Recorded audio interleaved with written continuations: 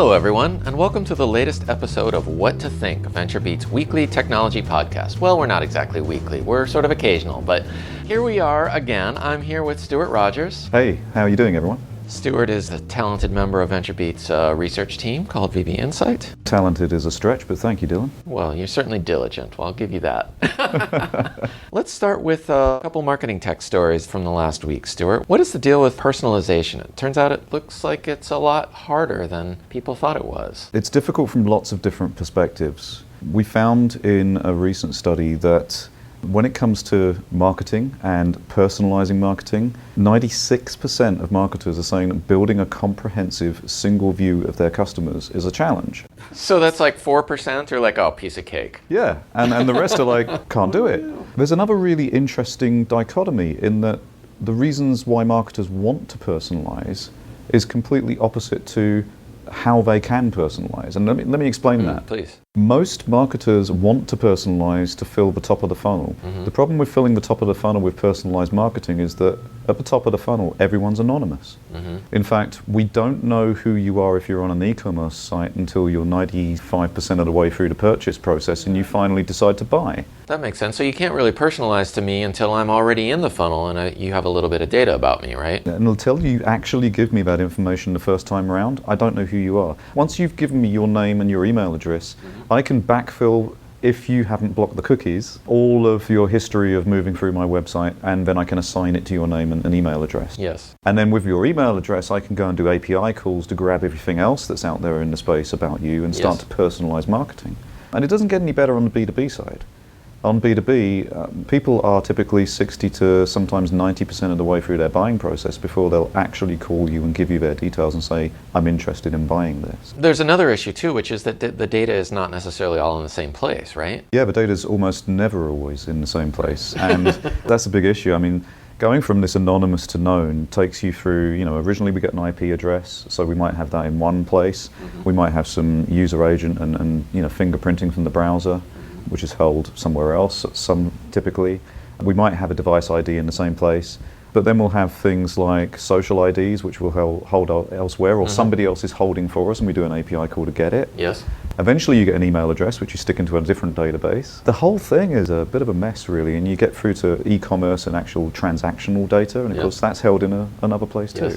It's a huge challenge, it really is. Are you seeing any signs of hope or people among those 4% who are doing something different than the other 96% that are completely flummoxed? There are some interesting things going on. I think one of the things to be clear about with the 96% is you're looking at every kind of business there. Obviously, as with the story of marketing technology as it usually is, the Fortune 500 are getting this sort of stuff sussed out pretty quickly. Yes. But that's because they've got the money to figure this out. Yeah, that's right. And they have talented IT teams and a lot of bodies to throw at this. There's lots of great marketing technology in the personalization space. Andrew Jones is just about to... He's on our research team. He's one of our analysts on VB Insight. He's just about to release a report on personalization from a vendor standpoint. In other words, how to do it and which vendors can help you get there, which I think's going to be really, really interesting. And he's looked at a lot of companies. There are a lot of vendors out there that can help make this happen. All right, let's talk about another item that comes out of the VB Insight research team, this one from John Cifuentes. There's a $25 billion opportunity or gap, depending on how you look at it, in mobile ad spending. So walk us through that one, Stuart. That came from Mary Meeker's yearly trend report where she looks at the state of the internet as a whole. Last year you had 2.1 billion mobile users downloading 350 billion apps. And spending 76% more time on their device than the previous year. In other words, we're spending more time on mobile than we are watching TV. And it's now the first screen. Yes. TV is becoming the second screen device. Yes, interesting. But Mary Meeker says there is a $25 billion underspend on mobile advertising. If we're all on mobile, why aren't we spending more advertising on mobile? John's got his ideas on this, and John Coetzee has written about this topic as well. I have a slightly different view, which comes from the fact that it's really, really, really hard, even with all the marketing technology we've got, to do cross-device attribution. So if I spend $1 on a mobile ad, most of the time I don't know, if you then went home 5 hours later and jumped on your laptop or my tablet to make the purchase. Yep. Right? So marketers have got a really tough time because you want to be able to spend $1 and know that you got at least $1 back or more, right? Yes. If they're spending $1 and they're only seeing 30 cents from that device, Yes. because somebody is going off and spending money on a laptop Yes. without seeing the advert, which is also, by the way, where they're advertising. So they're spending $2. There are a lot of companies out there that are saying they can do this kind of attribution, though. I mean, it's a little bit of statistical mumbo jumbo, but they're creating good enough correlations. They claim that you can feel confident that that dollar you spent on mobile is actually returning $1 or $1.30 or whatever. There's claims to that effect. I know of a few that are doing really interesting work in natural language processing. Like, you will search for a product using particular words. I'll use different words for the same product. And if we geolocate and we work out that you search for those words in this location, 10 miles away, somebody on a desktop used the same words. Yeah. Therefore, it's probably the same person. Yes. But 200 miles away, somebody used the same Unlikely. words. It's unlikely to be the same person. But Is there anybody doing attribution really well? if we look at Bloomreach, they're doing some really interesting stuff in natural language processing and attribution across devices. But cookies can't help you here, and you have to do a lot more complicated work than that in order to work out across-device attribution really, really effectively. We are really just talking about prediction. Predictive technology is good, but it's not there yet. Undoubtedly, with a $25 billion opportunity there, if Mary Meeker is right, people are going to be working really hard on tackling that. Well, let's talk about iPods. Believe it or not, iPods are still around. Not only that, Apple has renewed its commitment to the line by refreshing the Ipod Touch. The new line has a faster A8 processor, which is similar to what's in the latest iPhones, the iPhone 6. It has an 8-megapixel camera, which is nice, and you can get it in all kinds of pretty colors. So it looks like you can get a little wrist leash for it too, and you can still buy them relatively cheaply, $200 for a 16 gig model, all the way up to $400 for a 128 gig model. That's a lot of iPod, but Right. really, Stuart, why do we still have iPods? I mean, it's like basically a tiny, tiny tablet with a 4-inch screen, right? It's a phone without the phone guts, isn't it? Right. Yeah. If you want to run iOS apps, but your phone is Android, maybe that makes sense. You don't need a contract. That's true. I'm a little lost with this one. I think the iPod Touch probably had its day a while ago because, of course, we've got everything that you can do within an iPod Touch within your iPhone, or if you're an Android person, within your favorite flavor of Android. There's certain apps you might want that are only available on iOS. Yeah, but in my experience, we just suck it up and find the Android version that does exactly the same job under a different name, right? So, Yeah. To be honest, at this point, sorry app developers if this is insulting to you in any way, shape or form, but it is unlikely that what you're creating now hasn't already been created 50 times on every platform at this point. I don't know. I think there is a market for this. Maybe kids, some parents might want to give their kids, they don't want to give them an iPhone because it has phone capabilities and they can run up charges and stuff. They want it tethered to Wi-Fi, so maybe an iPod Touch is the way to go. But it makes me wonder where this sits in Apple's line. You've got the iPad mini, which is a pretty small tablet. Yeah, and not that much more expensive. How is this a better opportunity than just getting an iPad mini if you're not going to get an iPhone? Well, if it's in your pocket, I guess. There's a crackpot theory that our esteemed colleague Mark Sullivan on the news team has, which is that Apple actually could and should and maybe will take the guts of an iPod Touch and make a 4-inch iPhone. This could be the iPhone mini that we've all been waiting for. It's a fun prediction, and if you look at it from the point of view of Apple wanting to save money in producing goods, then obviously they can just use the same guts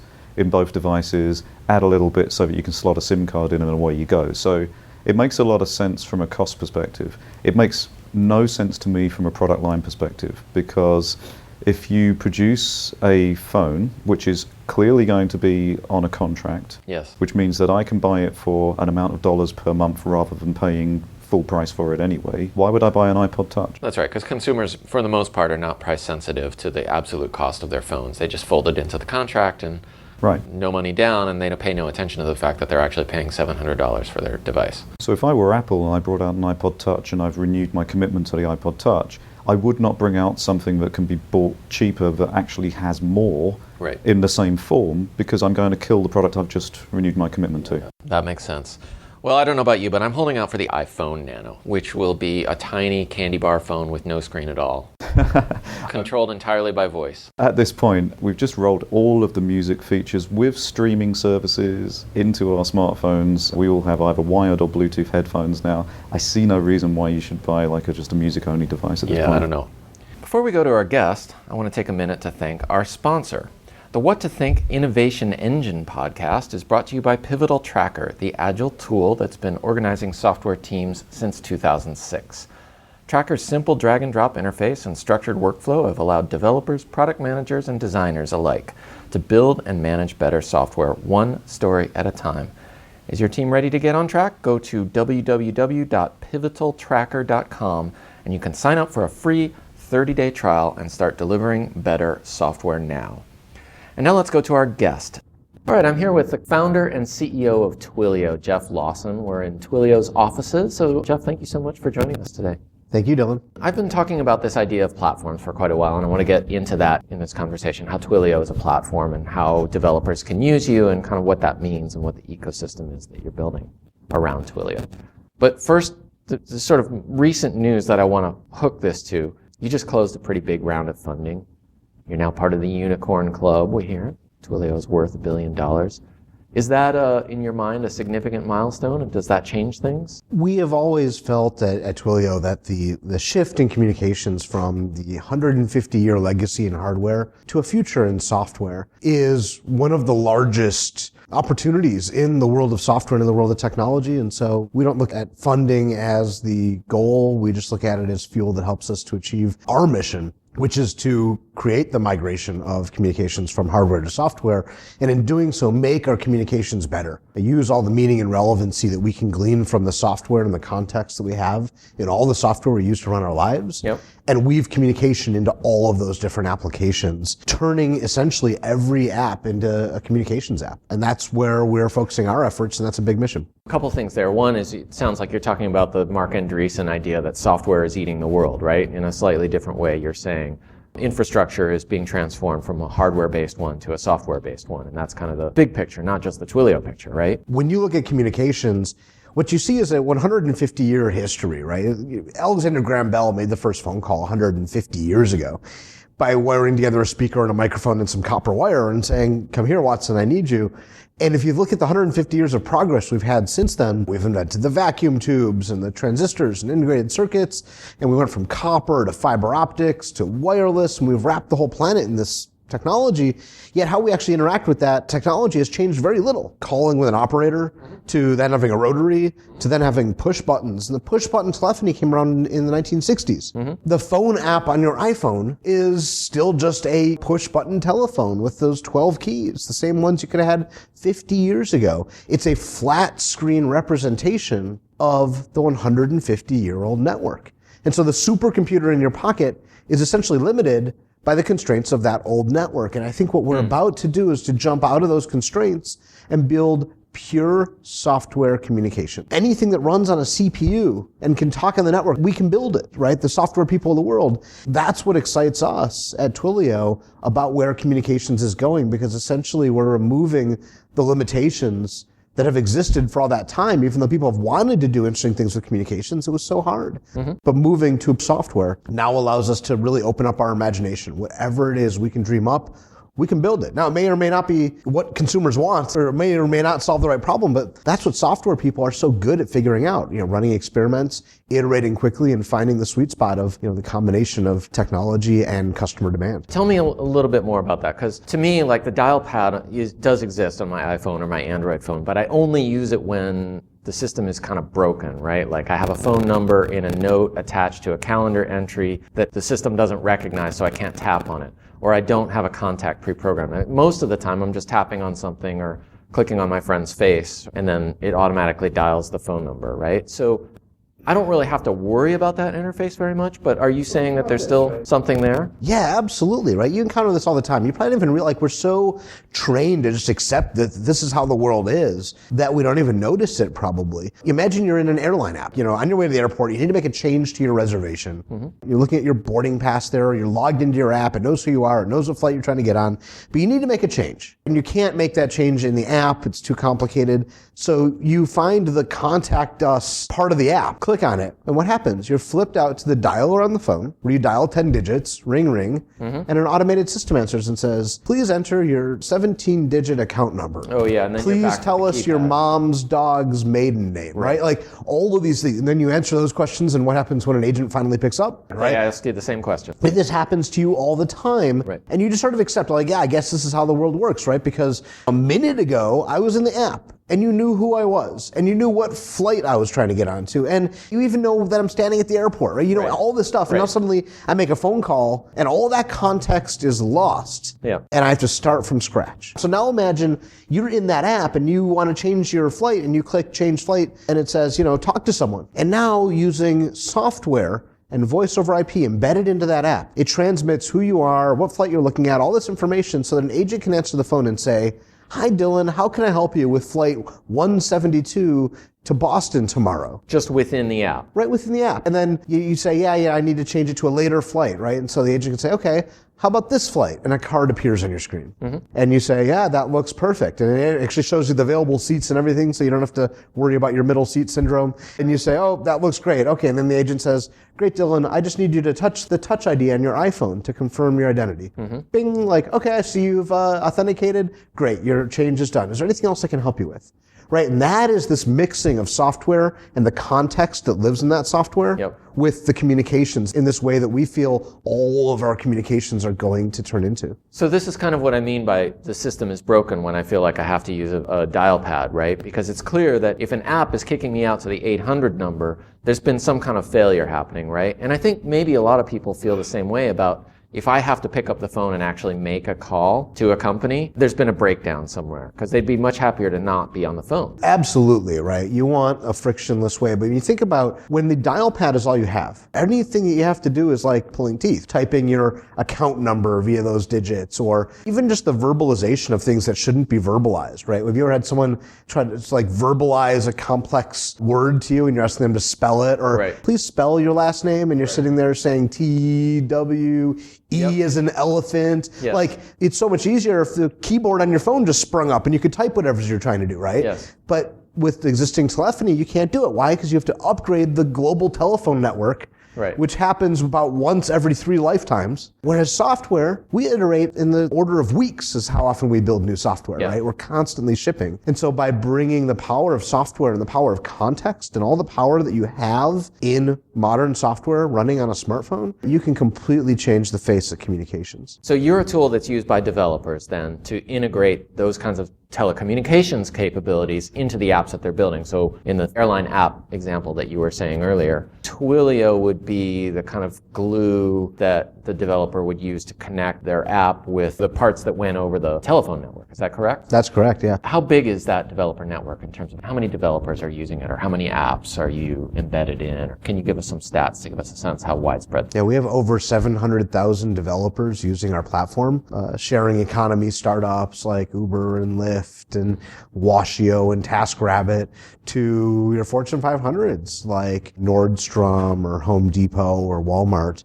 Common thread is these are all companies using the power of software to build a better customer experience, build a better company, build a better app that differentiates them in the market. And the power of software is being used by all of these companies.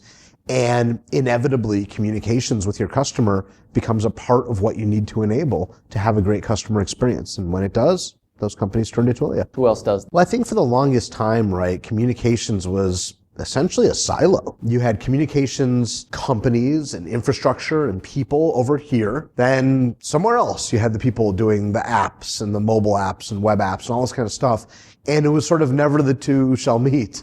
And anytime they did try to work together, right, previous incarnations of this were very clumsy. People have tried to integrate communications with software before, and by pure luck, we actually started Twilio at just the right time. But we started Twilio in 2008. Okay. But if you think about it, forever and ever, you had over here a thing called a telephone, and over there a thing called a computer. And so in the past, whenever you tried to combine, well, it was a really awkward, clumsy experience. Mm-hmm. But right around the time we started Twilio, it was also right around the time when the smartphone came about, which is the combination of computers and telephones. Mm-hmm. And now in everybody's pocket. And so now there's these things that we can do to weave together software and communications into one seamless experience that make a ton of sense, they're easy to use, and you don't even think about them as communications anymore. They're just easy to use. You perceive it as a great customer experience. Think about Uber, right? You get a text message when your car is pulling up. That made sense. You don't even think of it as communications like in the old sense. It just is, right? And that's what happens when you have a great combination of technologies. You cease to think of it as the clumsy technologies that it is. Right. It just starts to feel like, yeah, that was natural. That just made sense. And that's the era that we're in now. You're big and established now, right? You have 700,000 developers using you. You raised a big round of funding. You had a big conference, TwilioCon, and your Signal. I'm sorry, it's called Signal now. It used to be called TwilioCon. Okay, Signal shows how effective advertising is on me because your ads were all over the place in the Caltrain station and buses and billboards. And so it's a big deal now. It's probably a lot easier to make the case now. How did you make the case in those early days, in like 2008, 2009, when you're approaching developers or trying to get developers interested in building something that uses your platform to integrate their apps with? Well, making the case to developers wasn't the hard part. I mean, sure, it's very difficult to get in front of the world's developers, right? There's no Super Bowl ad you can buy to reach all the world's developers, right? You really have to build your credibility with developers, one developer at a time, and be authentic and just approach developers like you'd approach your friend. And we are a company founded by 3 developers. And so I think we had it in our DNA to be able to credibly work with the developers and become part of the communities that we serve. But for developers, once we started reaching them and saying, hey, look, here's this thing with a few lines of code. You can make the phone ring. You can send a text message to anyone in the world, right? You can do all these things. Developers are great at putting together the capabilities and sort of using their imagination to say, you can send text messages and here's my software and I can put those 2 things together and now invent something totally new. Developers are fantastic at making that jump and inventing things that never existed before once they know about really the kind of the raw ingredients, right? Those building blocks that are available to them. And I think what Twilio did is we put an important yet missing building block into the toolkit of developers. And that was communications. And I will say though, when we talk to other constituencies like, investors, well, that's where we had a pretty hard time, right? Early on, we approached investors, for example, in our seed round in 2008 and said, hey, we're going to build this company for developers. The prevailing wisdom at the time was like, well, developers aren't a market. You can't go after developers. Developers don't have the checkbook. Developers, aren't able to buy anything. By the way, no one knows how to reach developers. So the prevailing wisdom was that we couldn't do this. People said, why don't you go build an app? Like go build a PBX, go build a call center in the cloud, right? And if you're successful, right, then you can add an API later, right? That was the advice we got from a lot of smart people. And we thought about it. We said, maybe they're right. Maybe that is how we should do it. Even though that's not the kind of company we want to build, like maybe we just have our strategy inverted, right? But you know what? We looked at each other as founders of the company and we thought about the customers that we already had using the product, very excited, building amazing things before we even launched. We said, you know what? I just think that developers are the new market. And this was partially influenced by our own background. See, my background, I'm an engineer. I had started 3 companies and I'd also been a product manager at AWS before starting Twilio. And I think, there's one story from my background I love, which was, when I was in college in the mid-90s, I was learning how to program. I was taking my computer science courses. And, in the classes, I was learning, how to write sort algorithms in C, really exciting stuff. What every college student loves doing, right? But, what I really wanted to learn to do was to build web applications because the web was brand new. I started college in 95. The web was brand new. And that's what I wanted to do. I wanted to figure out how to build these applications for the web. And so I did what any good college student would do, which is I bootlegged a copy of the most popular app server of the day. Cold Fusion, right? So I don't know if you remember Cold Fusion. A lot of people got started on Cold Fusion. Exactly, yeah. Right? So how did I get started? Well, I bootlegged a copy of it. I found a serial number online somewhere, right? And stole a copy of their software. And that's how I learned to write apps for the web. And, roll ahead a few years. And in 2000, I was the first CTO of StubHub. My job is to figure out the product and get it built and hire the team. And so you can imagine we needed an app server. So what did I bring in? Cold Fusion. Cold Fusion, of course. Right? You knew it. It's the tool that I knew. And because StubHub is, scaling wildly, the business is doing great, I bet they probably went on to buy 10,000 copies of Cold Fusion. Right? All because that was the tool that I knew because I bootlegged it, right? And this showed me early on in my career how the tools that a developer knows that they can then bring into business to solve problems, that is really valuable. And developers are now able to set the technology trends and standards inside of their companies. And this is even more important than ever with the advent of composable APIs that are running in the cloud. Because now you don't have to bootleg it anymore. You sign up for the free trial. And now developers, unlike 25 years ago when all your software was a multi-million-dollar monolithic application that took 3 years to get implemented, now the software is putting together these APIs, composing them together into a solution to a company's unique problem. And you can do that with these APIs in record time and with very little risk, right? You can take APIs and get started and build a prototype in an afternoon and spend a few bucks to prove out an idea. And that's unprecedented power. I mean, software today on the web and in mobile is the most scalable form of creation we've ever known. And that's really exciting. Around the time that Cold Fusion was getting big, and they may have done this inadvertently through bootleg copies being everywhere, because I know a lot of developers had your story, they were using it. Cold Fusion went on to be very big for a while, right, as a result. Other companies, Red Hat, for instance, or various others, were using open source as a distribution strategy. Similar model. In their case, very explicitly, intentionally to get developers on board. Has open source ever been part of Twilio's strategy, or is there still a need for it since you can now offer free trials on the cloud? We do a lot of open source. We write software and we release it as open source. When we find something that we've built is useful to the developer community in general, like we open source things. From the business standpoint, though, I think it's interesting, right, that the late 90s and early 2000s, right, there was a lot of open sourcing of applications and things like that and databases and whatnot. And you still see a lot of this today.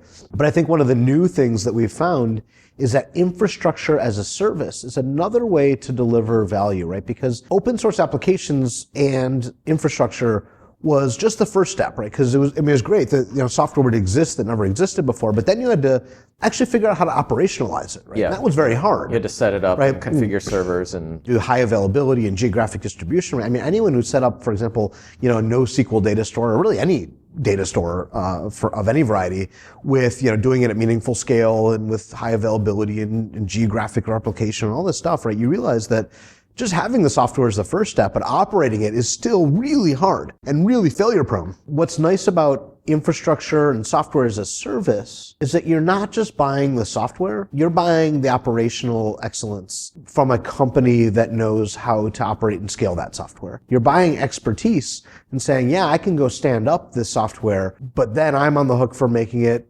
operationally excellent, which may or may not be the thing that we're really good at for that particular piece of software. Whereas with the as a service movement, you can buy not just the outcome you want, which is I can store bytes or whatever it is, but you're also buying and it's going to be highly available because I'm paying a company who's going to be very good, in fact, better than I am, at scaling and maintaining and keeping reliable and resilient that piece of software. So open source is less important as a distribution strategy. It sounds like it's more of a giving back to the community or contributing the kind of strategy. Yeah, for us that's true, right? Because we can help developers with infrastructure product that needs no maintenance from them, right? You build it and it's going to continue working. Whereas with software that you might run yourself, there's obviously a lot of power in that. But then once you stand it up, I mean, in my previous companies, right, we'd stand up all sorts of software, but then you have to maintain them and things invariably go down and servers die and, you're applying patches and upgrades and security things that come out. And just building it the first time is the first step, but actually the maintenance of an application is a tremendous amount of work. And that's, I think, why the as a service movement has gained a lot of traction, right? Because developers love creating something new. They hate going back and applying a security patch to the thing they built 3 years ago and having it break everything. Right. That's no fun. Right. That's negative progress, not forward progress. And so as a service really allows developers to focus on the creation, but not the ongoing operations of a thing. You've had a lot of experience as a founder, as a CTO. You were at AWS. You built Twilio. What is it that separates a company that wants to build a successful platform but doesn't really succeed in getting that takeoff from the more successful platform like a Twilio or like an AWS, where it's embraced widely, used like crazy, becomes almost a de facto standard? I think it depends to some extent maybe on how you define platform, right? If by platform you mean sort of developer adoption and... Sure. I mean, I think it's interesting. Everybody wants to be a platform, right? We're talking about this. Everybody My toaster at home is a platform for hot bread delivery. I'm less interested in the marketing spin of companies that want to be called platforms. I'm interested in two aspects of it. One is the developer aspect, where developers can build on something and create something new without having to ask permission or with very little guidance. And then the second aspect is something that not just you can build code on, but which actually sort of generates value beyond what, whatever fees you may be paying or whatever, licenses you may be collecting for the sale of it. Yeah, I think the key things that we look at, number one, you said it yourself, right? No permission required. So a lot of companies that have a traditional business-to-business go-to-market, not one tailored towards developers, but who try, maybe they have APIs or they have a developer focus, yet use traditional B2B go-to-market approaches, which oftentimes involve putting up barriers. Talk to sales. You want to read some vague hand-wavy marketing copy and then put up a talk to sales form to use your API. Well, developers aren't going to really be interested in that because what they want to do is get their hands on the API. The documentation of an API is its best marketing because it tells you in very clear terms what the API does. Here's the API parameters. And if you're wondering, I wonder if I can do this with that API. Well, reading the documentation should perfectly answer that question for you. And that's why at Twilio, we've always said, number one rule is you empower developers. You empower them with information about pricing, about API capabilities, with a sign-up form that lets them get their hands on it at their own pace. I remember being a developer and having it be 3 a.m. and I'm trying to solve some problem. And so I Google around for a solution, right? You find something, but what happens when you hit the contact sales? Guess what? I'm in the flow right now. I want to solve the problem right now. I don't want to talk to a salesperson who may or may not even call me back 5 days from now. I'm in the mode right now where I'm trying to solve a problem. And that's where the developer centricity around empowering developers and getting out of their way is really important. And this is what a company with a traditional B2B go-to-market frequently don't get right, because they think it's about getting you as a lead to the sales team instead of about empowering you to make an informed decision and to get working while you're in your flow. Mm-hmm. The other thing that I find is the way we design our APIs, right? Because really what you're trying to do is to strike a balance between great power and flexibility and ease of use. If we know you're building a call center on top of Twilio, some sort of customer experience, we can build an API that does just that. But now you've reduced the flexibility of that API because it only does that one thing. The other thing you can do is build an API that is extremely flexible. You can build any use case on it, but it's so complex and difficult to do that no one actually does it. Mm-hmm. There's this design problem you have when you're building products for developers, which is, how big do you build those building blocks versus how small, right? And thinking about where do you draw the line in this spectrum. And I think this is one of the things that we've done a good job of historically, is to find the balance between power and flexibility and ease of use. And our process is we start by writing the documentation, right? A lot of companies, you say, you build a thing and then at the end, you have a technical writer, their job is to document it. That's not right. Because like I said, the documentation is the heart of any developer product. It's the first thing the developer reads. It's the thing that, quite frankly, will allow the developer to adopt it or maybe scare them away and say, oh, this is crazy. I don't want to deal with this, right? And so what we do is we write the documentation first and we actually sweat the details and we argue about how it works and should it do this or that? Should the parameter be named that or that, right? All of these details, because we know that the documentation is not just the entry point for the developer, it is also the perfect specification for what the software actually does. And API documentation is actually a fantastic product spec. And so we sweat the details there because once you figure out the API documentation, building a product is then a lot easier because you know exactly what it's going to do. And you can also take that documentation. A lot of companies will build a whole thing and launch it and see if people use it, right? You spend all that time up front and then figure out if customers want it, right? So on the whole lean methodology, right, what's great about documentation is, you can put a screenshot of a website in front of you and say, hey, what do you think of this? And you'll probably be looking at it and say, oh, that looks pretty or doesn't look pretty. But it has nothing to do with whether or not you would actually use it to solve a problem, right? Because you can't actually tell. With API documentation, we can hand that to a developer before we've written a single line of code implementing that product, right? We can take the API documentation and put it in front of a developer and say, hey, here's this API we're thinking about. Would you use it? Does it solve a problem of yours?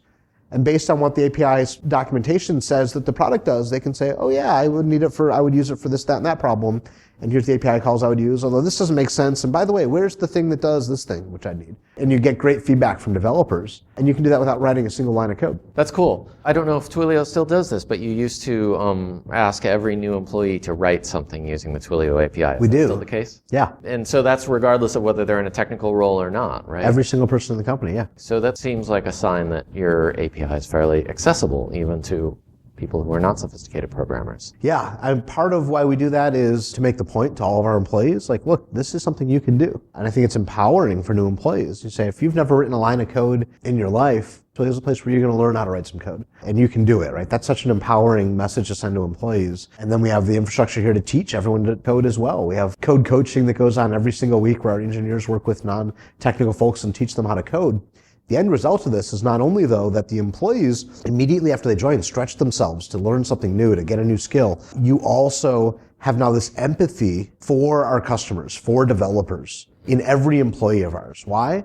Because they've all gone and written an app. They've all used our API. They all know what writing code is about. And now you've got more and more empathy in every role in the company for who our customers are and what they're doing. 2008 seems to me like that might have been a challenging time to launch a company since the country was sort of tipping over into recession, the housing market. I think I've blocked all that out.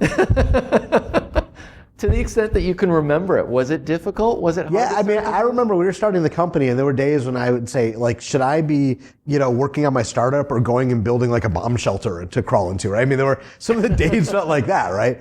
It was a great time. And there's a lot of people who say, the best time to start a company is actually during a downturn. And I do believe that, right? Because I think it actually forces you need better execution. You also need more conviction. For example, we started the company and we had our prototype about 6 months after we started. We had a bunch of customers using it, giving us great feedback, really liking it, really encouraging results from our early customers.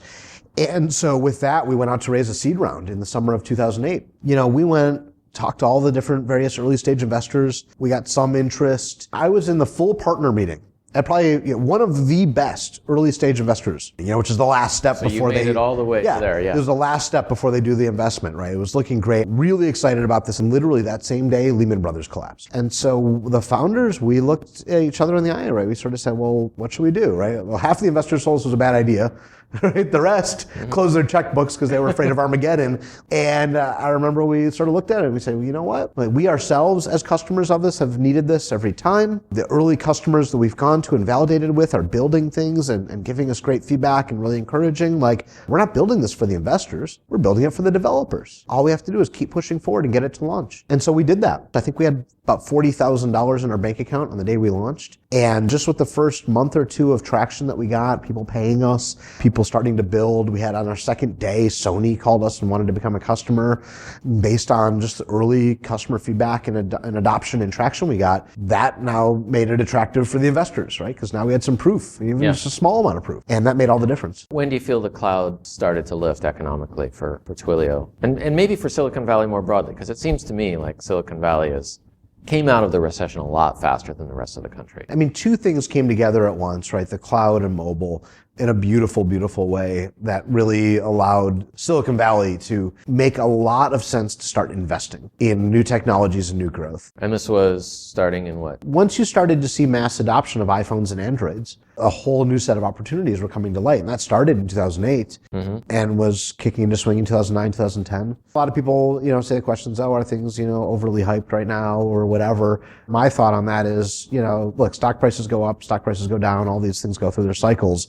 But there is some real innovation going on because of mobile and because of the cloud, right? There are very big shifts in how we build software and what software we can now build. I think anyone who's got a smartphone knows that things are changing and this innovation is very useful in our daily lives for things that we, as both companies and consumers, are willing to pay for. So it's a really exciting time to be building a company. Circling back to my very first question, I know you're not really focused on the valuation or the amount that you've raised, but does it make it easier to hire people? I hope not, because they'd probably be joining for the wrong reason. I want to hire people because they're excited about the technology we're building, the customers we're serving, the mission that we're on, and also for what it's like to work at Twilio. Raising money and all that, that's just fuel to accomplish our goals. I want people who want to be here because of the goals themselves. Well, Jeff, thank you very much for your time. I appreciate you joining me on the VentureBeat podcast. Thank you, Dylan. Great to be here. And thank you, listeners, for joining us for What to Think, VentureBeat's technology news podcast.